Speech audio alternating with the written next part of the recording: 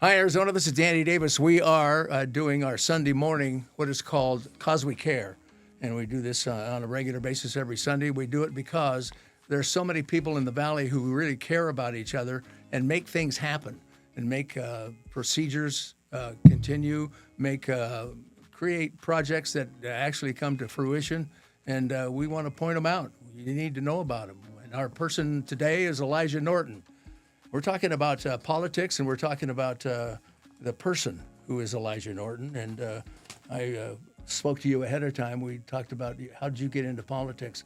You might want to answer that question now. Sure. First of all, thank you so much for having me. It's a pleasure to be on your show today. Good to have you. I got into politics. I'm from Kansas City, Missouri, originally born and raised there. I almost got in a plane crash in the 2010s, and I ended up moving my business and myself to Arizona because I fell in love with the state. Yeah. Well, I fell in love with the state, and I'm proud to live here and call this place home. It was the best decision I ever made in my life was to move to Arizona. How long was it? How long ago was it? That was 2014, 2015 when that happened. But I started getting, I've always had an interest in politics. My great-great-great-grandfather, who I was named after, was actually a U.S. congressman during the Civil War. And so I have some history. Yeah, and he actually was one of the people that prevented Missouri from leaving the Union. And a lot of historians say that if Missouri would have left the Union, the South would have won the Civil War. Sure. So very proud of that heritage, and just always been interested in it. I was a political science major. I started a business while I was in college, and I was a political science major because it kind of served as I was constantly in numbers all day, I would do classes at night, and it would give me kind of another thing to focus on. And I had a lot of very liberal professors, and I was the only conservative usually in class, so it was very interesting, and I had a good experience from an education standpoint as a political science major, just debating, kind of these liberal professors that I'd always have. But, I in 2020 when COVID happened, that really is what got me involved. I thought the lockdowns were terrible. I saw what was happening in other states. And so I just started getting involved. I started to go into my LD, getting involved in my LD, going to the meetings where at the time I couldn't go to them in person. I had to call in. Sure. But I ended up learning a lot, and I ended up donating to multiple candidates and Republican candidates throughout the state. One thing I really got involved in was Proposition 208. There was a 2020, if you recall, they were going to raise the income tax from 2.5% or 4.5%. It's now 2.5% to 8.5%. And there was the groups that were, I think, at the chamber, and there were other groups that were really against it, as they should have been. And they kind of used me as a case study because I actually moved my business. I did the evaluation of moving a company from out of state to Arizona. And, I went all over the state telling people, hey, if the tax rate would have been 8.5%, I would not have moved my company here. And so I went and I said that, and unfortunately, Prop 208 did pass at the ballot box, but it was luckily defeated by the Supreme Court. I think it was found unconstitutional, or some provisions of it were. Yeah. But that's what got me involved, and I stayed involved. And then in 2022, a group of people came to me because they were concerned about a certain congressman in the district that had some. He said carefully. And viability of being reelected, and so they tried to get me to challenge him, and it was a very nasty race, but I learned a lot. Taught me a lot of things that this is a veteran congressman. He's a very tough campaigner, and I learned a lot from it. And it ended up getting ugly. I ended up having to sue him, but we settled the case amicably and moved on. And I then ran to be the Arizona Republican Party treasurer, and I was recruited to do that.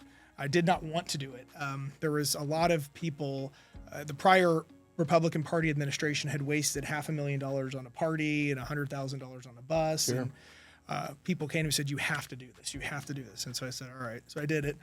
It was about a 1-month, 2-month campaign, and I ended up getting 85% of the vote. I ran actually against the prior executive director, who was partly responsible for some of this misspending.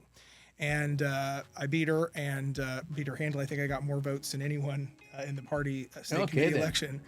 And I then served as a party treasurer, and a lot of things I was proud of. I audited the party's financials. The party had had no CPA audit for, I think, 10 years. I audited them for 2022 and 2023. I exposed some of the misspending, and people put it out in the ether for people to see. And I think we had some really good successes and victories. I mean, Trump won the state by, I think, the largest margin of any of the swing states. We picked up seats in the state legislature. We kept Congressman Schweikert and Congressman Siscomani in Congress. And it wasn't just the party, of course, that did that. But I think having a party that didn't work against everyone like it had in the past administration, and having a party that people could trust with money. And really the key was having a treasurer that they could trust. And so it took me some time to build that up. But I took a party that was essentially bankrupt, and we turned it into an engine that was able to help get Republicans elected up and down the ballot throughout Arizona, and something I'm very proud of. And after my term expired in 2025, I had some people come to me and say, "Hey, the current treasurer's termed out. You should consider running to be the state treasurer." And so I was the first person to enter the race in April of 2025 on both sides of the aisle. And now I'm running the race. You're the first person in 2026, yeah. Yeah, well, there's been the Democrat entered in the middle of 2025, and then another Republican just entered the race in January of 2026. When you're talking about campaigning, what exactly is the impression you get out of campaigning? I mean, is it go to the people, knock on their doors? Is it one of those things where you're on the emails all the day? Well, in a statewide race, you can knock. Door knocking is obviously important and something we're doing, but the more effective thing is, I have to go to meetings. There's a lot of Republican meetings across Arizona, and all the different counties. They have Lincoln Day luncheons. That's one thing that each county party has. Sure. And I've gone all over the state to all the major areas and just gone to these different events and met with people, business leaders, communities. Yesterday I was in Payson, for example. I met with the Gila County treasurer. She actually endorsed me, which was very nice. I met with the mayor of Payson and the town manager, and just things like that, going and meeting people all across the state and learning about their communities and what the treasurer's office can do for them. And so that's been what I've done. It's been a great privilege, and it's a lot of time, but it's worth it. And it really gives you a sense of how our state is, and not just in Maricopa County, but in the other counties of our state. If you're driving around in your car right now, we're talking to Elijah Norton, who is running for treasurer in the state of Arizona in this upcoming election. And are you afraid at all? Does fear come into the? Oh no, not at all. You just dive into it, right? I just dive in. I mean, I drove. Interestingly, I go back to that plane crash story. There were about 2 years I didn't fly, so I drove all, and I have internet, or I have business all over. I at the time had business all over the country, so I would drive road trips a lot. So putting miles on my car, driving all over Arizona does nothing to me. The only problem is that you don't get cell reception everywhere. So I probably need to buy a satellite phone, but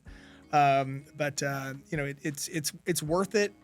And I'm doing this. There's a lot of reasons people run for office, and one of the things that I've noticed about certain people, including some of the people in this race, is they're running because it's fun, or they're doing it for vanity. They like the attention. Yeah, exactly. And I think that's wrong. And I think it's wrong for our state. I think it's wrong for our party, and I think it's wrong for our country. And what's different about me is, I don't need to do this. I could be sitting on a beach somewhere sipping a pina colada if I wanted to right now. But instead, I've chosen to do this because our state's worth it. And it's worth it having leaders that have to give something up, that want to give back to the community, that get into service for a period of time and then get out. And that's why I'm running, because I care about Arizona. This state has given me a lot. I would not be where I am if I didn't live here. I would not be where I am if I did live in this country. And so it's worth it for me to give back. And There's a certain magic about Arizona, isn't there? There is. I mean, I could tell you, like, when I moved to the state in 2015, I was in a much different financial position than I am now. I mean, I've grown a business from one employee, 2 employees, $1,000 loan, and we now do over $400 million a year in revenue. We operate in the United States, Canada, Chile, the EU, and South Africa. And the business really didn't start to take off until I moved to Arizona. And I think it's part of I would have to say that having a home base here has really been a part of the success. The business community here is outstanding. The business environment out here is outstanding. The regulatory environment is outstanding. It's just a great place to start a business, and the talent we have in Phoenix is just second to none. The people here are second to none. So, and not just in Phoenix, but throughout the state. So, I think I could not be where I am today if I did not make that move. I'm thinking if I worked for you, I'd be kind of excited about going to work. You're enthusiastic. Yeah. You are. Thank you. It comes across. Thank you. Are you excited about jumping into being a treasurer? What are your chances? What do you think your chances I think are? we have a great chance. I mean, first and foremost, we have, there hasn't been a Democrat in the office since 1967. And I think that's because Republicans are naturally trusted with money. And, so I think we have beating the Democrat. The Democrats have put up an actual viable candidate this time. They haven't really put up a viable candidate Sure. for 20 years. But we have more cash on hand than any candidate in the race. We have about 1.4 million. The Democrats got about 700,000. The other Republican that I'm running against has about 70,000. So I think that we've outraised the other Republican Pretty good shape. by two times. Yeah. So I think we have, and I want to say this: you're not supposed to talk nice or bad about your opponent, but I'm going to speak nice about my opponent. And the Republican said she's a very nice lady. I really do think she's a nice person. I met her. But she's not qualified. She has admitted on camera and in interviews that she has no finance background. And I'm sorry, she's got a lot of education background. I think she should be running for an office in education. And she's just running for the wrong office. And I think as I've gone to events across Arizona, as I've gone to debates, we had a debate. There was a straw poll at the conclusion of the debate. I got 25 votes and she got 5. So anytime that she goes into a room, she's very nice, so people like her. But when they hear the policy depth contrast between me and her, they realize that she just doesn't have the experience and she's totally unqualified for the position. And we have $32 billion in assets under management. That is a lot of money. And to have someone with no experience managing that money is very problematic. And I think people are going to realize that when we get closer and closer to the primary election and we start reaching out to voters, the average voter, and educate them on that reality. And the truth is, I have extensive finance background. There's a lot of people who say I own a business, and that's obviously an important skill set Sure. if you want to be treasurer. But the thing that really uniquely qualifies me is my investment background. I own an insurance organization. We have $100 million worth of claims reserves that I'm entrusted by some of the largest companies in the country to manage and be a good steward of. And I have to invest it in very conservative investment guidelines. In fact, the investment guidelines that I have to follow are more conservative than the state treasurer, and I'm getting a better return. So I think that taking my knowledge and my skill set, being in the insurance business for 15 years, and applying that to the office will really make a big difference for Arizona. We spoke a little bit before we came in here, and I asked you exactly what you really cared about. You mentioned cancer. Yes, I do. Why would cancer come to the forefront? I actually want to say twofold: cancer and Alzheimer's and dementia. Cancer. One of my dearest friends was diagnosed with cancer. She had cancer she thought it was a lymphoma, and it ended up becoming a tumor. And then she had to get the cancer removed. And if she hadn't gotten it removed in I think 6 months, she could have passed away. The advances that we have made in cancer research are tremendous. The doctor told her, I think she got the diagnosis 21, 22. And then she's now it's completely removed. She's totally fine. You wouldn't even be able to tell. Wow. But the doctor told her they would have had to amputate her leg as recently as 10, 20 years ago. And because of they have targeted radiation technology that can neutralize a tumor now. Get it. Yeah. And now, unfortunately, they had to kind of take out a part of the back of one of her leg muscles. But again, we have great technology. We can fill that in. Yeah. So you can't really even tell. And so she's a really dear friend of mine, has been for nearly a decade, and her recovery has just been tremendous. And that's something I care about. One of my companies that we partner with, my company partners with as a client, they have cancer is a huge thing to them, and I actually don't. We make a contribution every year to Sure. They call it Drive Out Cancer Fund. That's And cool. so something I'm very concerned with and care about. Another cause I care about is dementia and Alzheimer's. My mother was recently diagnosed with that.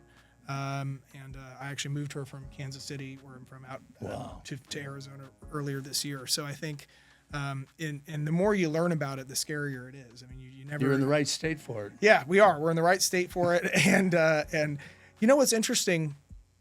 I'm not a big believer necessarily in homeopathic medicine, but I've noticed a dramatic improvement in her by moving her out here. Sure. We put her in a really nice place. She's surrounded by really great people and in a good community, and I think that has made a huge difference. So I think, obviously there's no cure for it, but I'm hoping we're getting closer to one every day, and so that's a cause that I'm very, One of the things I can tell you, sitting across the room here, you are extremely impressive. Thank you. You're impressive not only about what you know, but about what you care about. And I really appreciate you taking the time to be a part of Cause We Care. Of course. Thank you for having me.